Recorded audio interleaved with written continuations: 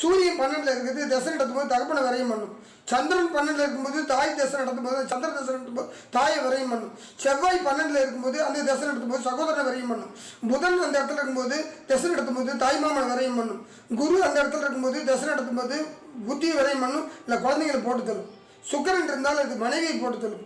இப்படி அந்த 12ஆம் இடத்துல விரயத்தில் இருக்கிற திசை நிறைய விரயத்தை கொடுக்கும். இதை நல்லா புரிஞ்சுக்கணும்.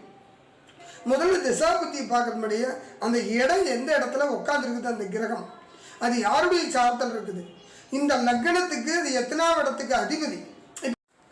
நீங்கள் பார்த்துட்டு இருக்கிறது கிறிஸ் குட்மேன் சேனல். இந்த சேனலில் ஜோசியை பற்றி தகவல்களும் ஆன்மீக பற்றிய தகவல்களும் போட்டுருக்குறோம். முடிஞ்சால் சப்ஸ்கிரைப் பண்ணிக்கோங்க. வாரம் ஒரு முறை யூடியூப்பில் லைவ் ஃப்ரீயாக அஸ்ட்ராலஜி சொல்லிகிட்டு இருக்கிறோம், அதாவது இலவசமாக ஜோதிடம் சொல்லிகிட்டு இருக்கிறோம். வாரம் ஒரு முறை சப்ஸ்கிரைப் பண்ணிங்கன்னா நோட்டிஃபிகேஷன் வரும், நீங்கள் இதில் ஜாயின் பண்ணிக்கலாம், ஃப்ரீயாக தெரிஞ்சுக்கலாம். வீடியோ உங்களுக்கு பிடிச்சிருந்ததுன்னா லைக் பண்ணுங்கள். லைக் பண்ணிங்கன்னா உங்கள் மாதிரி ஜோசியத்தை தெரிஞ்சுக்கணும்னு நினைக்கிறவங்களுக்கு இந்த வீடியோ போய் சென்றடையும். இந்த வீடியோ ஏதாவது பிரயோஜனமாக இருக்குதுன்னு நீங்கள் நினச்சிங்கன்னா ஷேர் பண்ணுங்கள். ஏதாச்சும் குறை நேரம் இருந்துச்சிங்கன்னா கமெண்ட் செக்ஷனில் கமெண்ட் பண்ணுங்கள். ஏதாச்சும் சந்தேகம் இருந்தாலும் கமெண்ட் செக்ஷனில் கமெண்ட் பண்ணுங்கள், நாங்கள் பதில் சொல்லுவோம். வீடியோ பார்த்ததுக்கு ரொம்ப நன்றி.